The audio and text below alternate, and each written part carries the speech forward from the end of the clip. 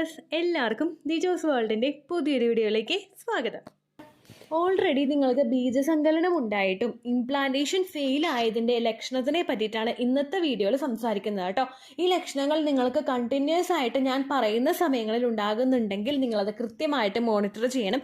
ഡോക്ടറെ കണ്ട് ഈ ഡൗട്ട്സ് നിങ്ങൾ ഷെയർ ചെയ്യണം. എന്തെങ്കിലും ബുദ്ധിമുട്ടുകൾ നിങ്ങൾക്കുണ്ടോ എന്ന് സ്കാൻ ചെയ്തിട്ട് ഫർദർ ആയിട്ട് കണ്ടുപിടിക്കണം കേട്ടോ. അപ്പോൾ അതെന്തൊക്കെയാണെന്ന് നമുക്ക് നോക്കാം. വീഡിയോ നമുക്ക് സ്റ്റാർട്ട് ചെയ്യാം. സാധാരണയായിട്ട് നമുക്ക് ഓവുലേഷൻ നടന്നു കഴിഞ്ഞു കഴിഞ്ഞാൽ, അതായത് അണ്ടം ശരീരത്തിലോട്ട് ഓവറിയിൽ നിന്ന് പൊട്ടി നമ്മുടെ ശരീരത്തിനകത്തോട്ട് എൻ്റർ ആയി കഴിഞ്ഞു കഴിഞ്ഞാൽ അത് ഏകദേശം ഒരു 24 hours അല്ലെങ്കിൽ 32 hours വരെ മാക്സിമം നമ്മുടെ ശരീരത്തിൽ ഉണ്ടാകും.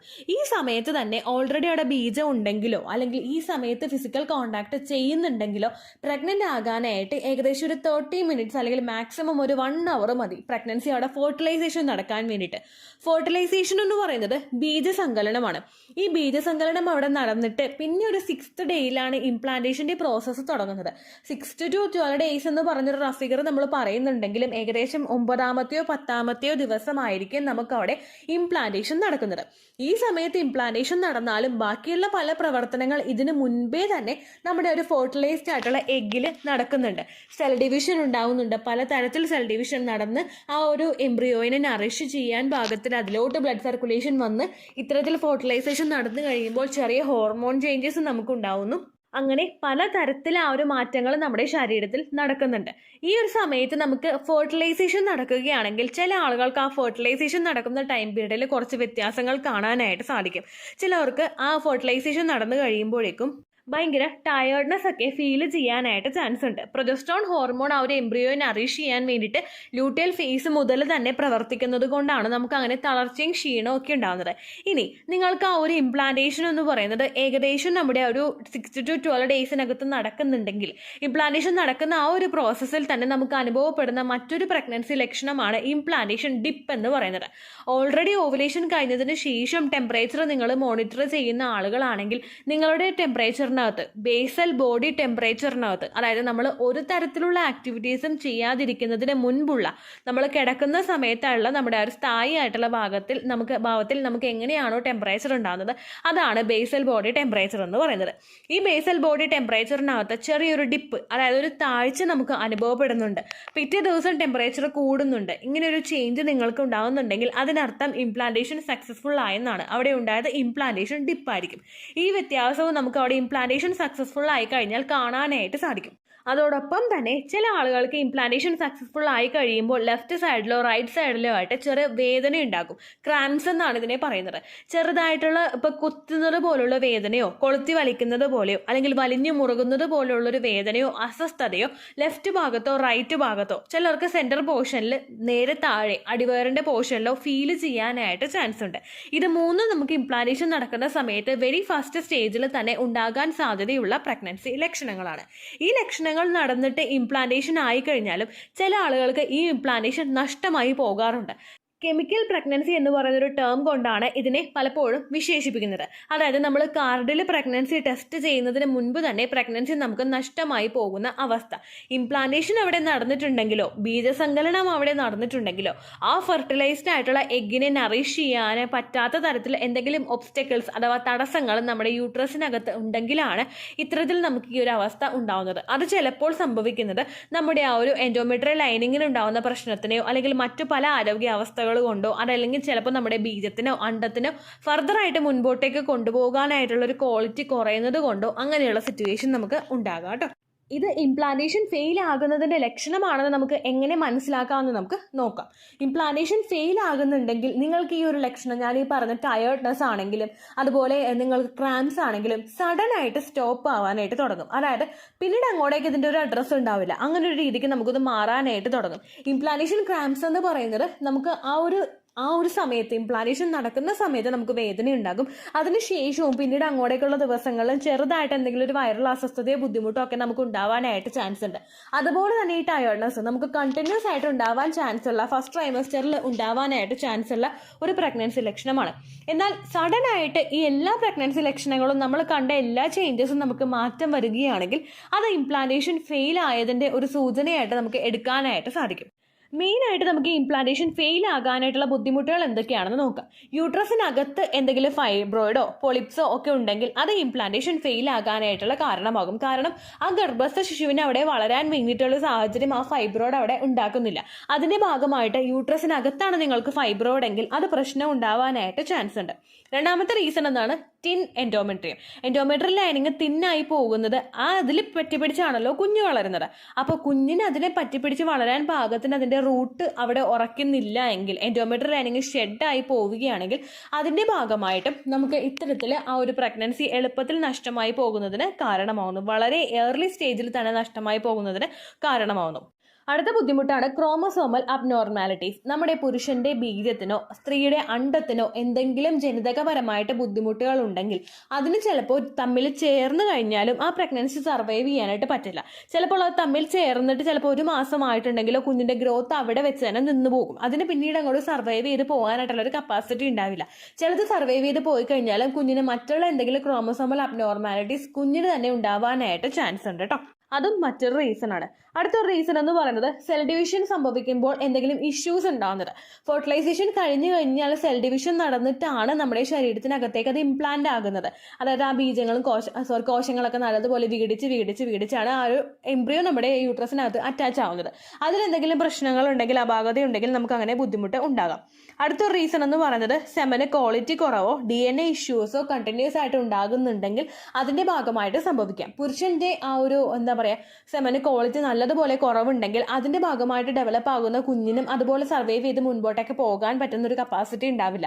ലൈഫ് സ്റ്റൈലിൽ പുരുഷൻ ചേഞ്ചസ് കൊണ്ടുവരുന്നതും അവരുടെ ആരോഗ്യ രീതിയിലേക്ക് മാറ്റങ്ങൾ വരുത്തിക്കൊണ്ടുവരുന്നതും ആ ഒരു പ്രശ്നത്തെ ഒരു പരിധി വരെ തടയുന്നതിന് വേണ്ടിയിട്ട് സഹായിക്കുന്നു. ഒപ്പം നമ്മൾ എടുക്കുന്ന മെഡിക്കേഷൻസും പ്രോപ്പറായിട്ട് ഇങ്ങനെയുള്ള ബുദ്ധിമുട്ടുകൾ കാണുമ്പോൾ മെഡിസിൻസ് എടുത്തു കഴിഞ്ഞ് നമുക്കത് നല്ലതുപോലെ മുമ്പോട്ടേക്ക് കൊണ്ടുപോകാനായിട്ട് സാധിക്കും കേട്ടോ.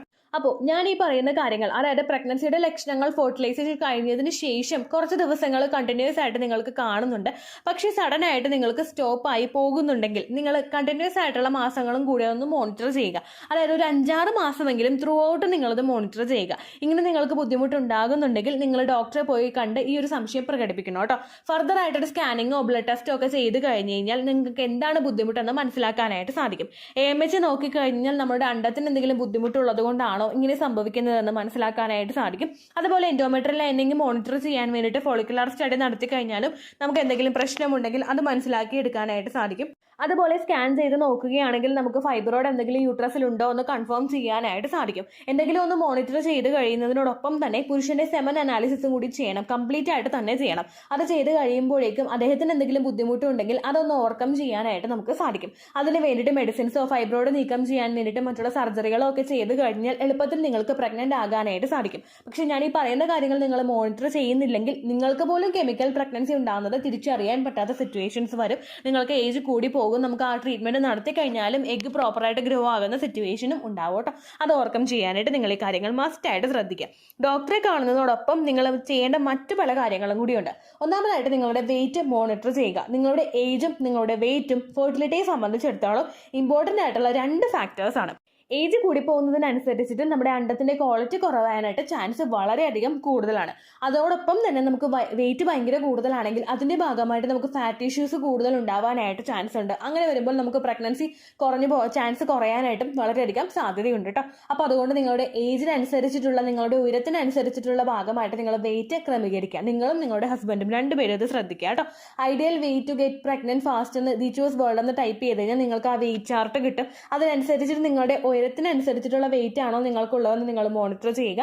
അതല്ലെങ്കിൽ കൃത്യമായിട്ടും പ്രോപ്പർ ആയിട്ടുള്ള ഡയറ്റിലൂടെ നിങ്ങളത് വെയിറ്റ് കുറയ്ക്കാനായിട്ടും വർക്കൗട്ട്സ് ചെയ്ത് വെയിറ്റ് കുറയ്ക്കാനായിട്ടും ശ്രദ്ധിക്കുക.